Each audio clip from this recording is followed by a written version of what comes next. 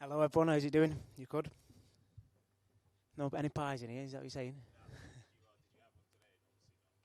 No pies today, unfortunately. I would love a pie now, to be honest. Well, Mike, we haven't seen you since the Houston fight. So, what are your thoughts just 48 hours out from one of the bigger nights in UK MMA history, I would imagine? Yeah, card's great. I mean, I'm in a great place right now, mentally and physically, and I mean, I'm back where, first of all, I had my last win, and it was my debut. I'm back in my own country.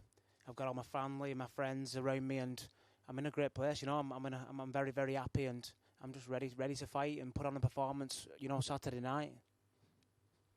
You're obviously fighting Makwan Americani on Saturday. What did you make of him as an opponent? A guy, I think a lot of fans they see his knockouts, but he obviously has very high level grappling as well, a lot of submissions, and you obviously have a very high level wrestling and grappling base too.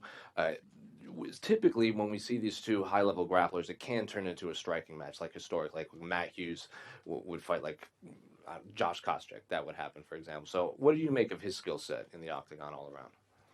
Yeah, he's got great skills. I mean, it is a great fight. And like you said, sometimes two wrestlers end up, striking much more. Mainly probably because of our ego a little bit as well, because I don't want to get took down.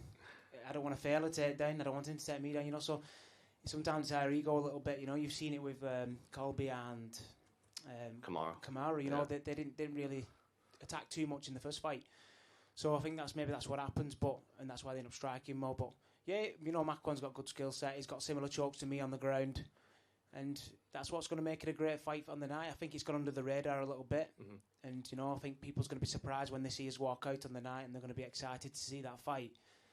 And we're going to put on a performance, I presume. So confident in your hands against Makwan, I would imagine.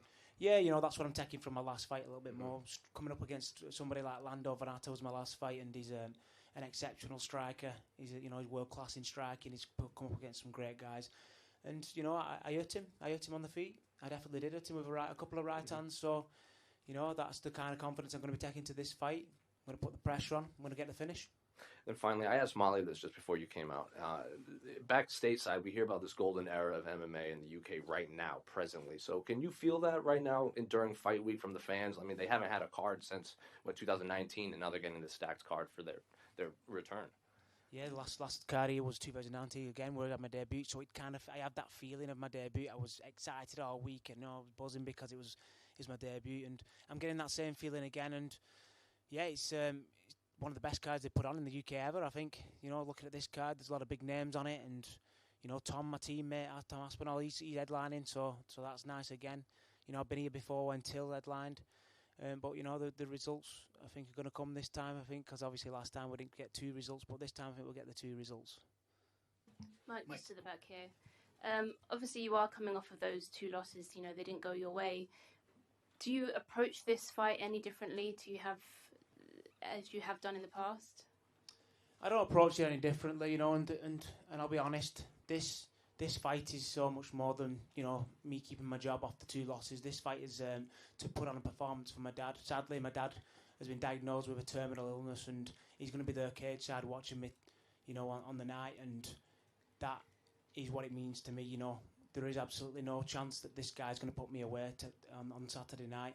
You could put me in with the heavyweights on the main event, and they won't put me away either, because I'm there to put on a performance in front of my dad, and that is what it means to me, and that's the main thing. I'm going to dedicate this fight and this win to my dad. Has that given you any extra motivation then going into this one? Yeah, it's not going to put any extra pressure on me, if that's what you're thinking, but it has definitely given me much more motivation.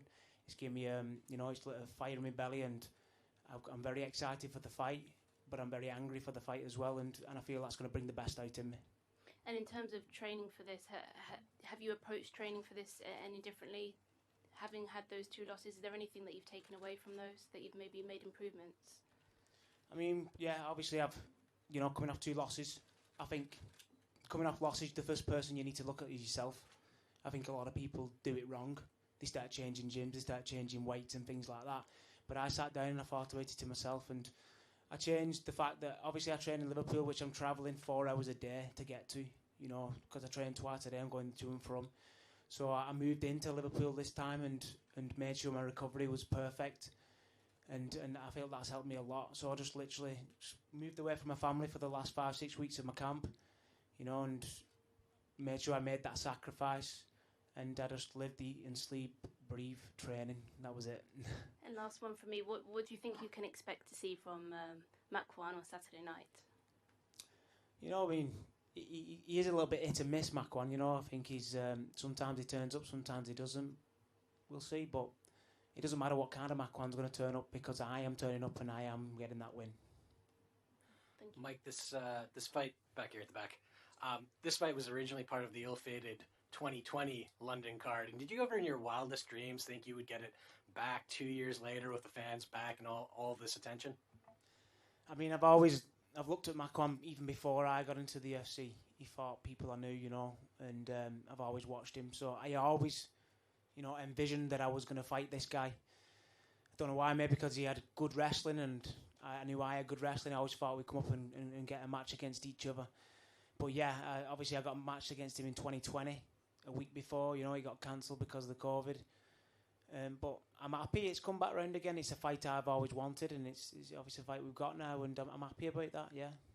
How different a fighter is he from the Makwan Americani of 2 years ago? I mean, obviously he's coming in with quite a bit of pressure, 3 losses. Probably I'd say he should have won a couple of those fights. He fought a guy who was on a debut and took it late, and he lost to that guy. I can't remember his name. And then obviously Everton Beb also, it's a great fight, and there's no shame in losing to that guy. And then Laurent Murphy obviously knocked him out, and it was quite a bad knockout. So he's probably coming in with a bit of pressure this fight. I think he's definitely a different fighter to a couple of years ago. And last one for me. I know media and fans, we make a big deal about having the hometown advantage and fighting at home here in England. I mean, obviously the fans are going to be loud and behind you come Saturday night, but how much of a factor is that in a fight for you? Yeah, I thrive off that. I mean, obviously, me walking out for my debut, like I said, a few years ago, I'll have that same feeling again. I'm getting the same feeling now, fight week. Everything's similar. I've got that excitement, and I think it's going to be the same on the night. I think it's going to be even better this time. Last time I was first on. This time it looks like I'm the last one on the prelims so far, looking at the card. So there's going to be more fans. I've got my teammate on. There's a lot of people. Obviously, there's one half of the card's pretty much British, so I'm presuming all their fans are going to be there too, and they're going to be screaming for me as well. So I think I'm going to thrive off that attention. I'm going to thrive off that loudness, and I'm going to put on the performance of a lifetime. Hey, Mike, just down here. How you doing? I'm going great, thanks, mate. So you alluded to this a little bit in one of your previous question and answers, but my colleague Nick P on the Fight Disciples podcast this week also mentioned how you used to travel like 4 hours just for training, and it wasn't allowing you to recover the way that you wanted to. So obviously now you've got a flat and you're living closer to the gym. Are you already reaping the benefits of that right now, and how much of that do you think that will be a factor coming into the fight this weekend? I think it's a big factor, yeah. Your recovery, obviously as I'm getting older as well, your recovery is so important. I can train as hard as anyone in the gym, but if I'm not doing the right recovery, then I don't think it's great. So, yeah, recovery, and like I said, my sleep's been good. I mean, I've got 3 kids, but I've got 2 young kids at home, and they're climbing into bed at the middle of the night, you know what I mean? So I'm getting woke up in the middle of the night. Broken sleep for an athlete who's training 4 to 5 hours per day is not good, so I've had none of that. It's been tough leaving my family. I love my family, and my wife's been great. She's sacrificed everything she's had to sacrifice too to make sure she can look after the kids and make sure she's there for me. And it's been fantastic, and I feel I'm cutting weight right now, but I feel great. I feel ready to go into my last bit of my weight cut tomorrow and fight Saturday. I'm feeling great. And it was only a couple of fights ago that you were on a 9-fight win streak. So how excited are you to remind the world who Mike Grundy is again? Exactly, yeah. That is, I'm going in with a bit of a chip on my shoulder really on Saturday night because, like I said, this fight's gone under the radar. I feel like I've gone under the radar a little bit. I know I'm coming off 2 losses, but there was close fights. There was great fights. So yeah, I'm going in to make a statement and, like I said, put on a great performance.